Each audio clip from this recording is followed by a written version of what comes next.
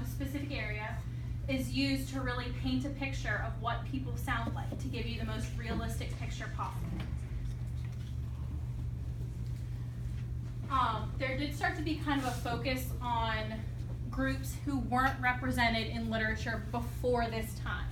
Can you think of some of those groups, who they might be? Slaves.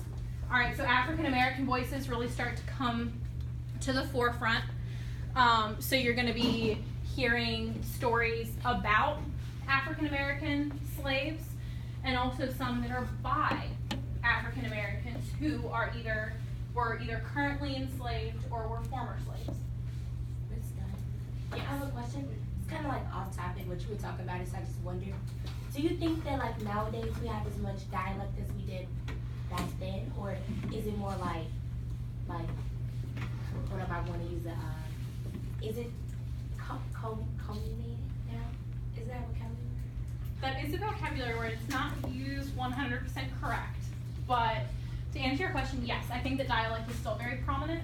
I would almost say it's more prominent now than it used to be, just because at the time that we're talking about, the U.S. was really, like, there was three main regions. There was the North, there was the South, and there was kind of an emerging Midwest.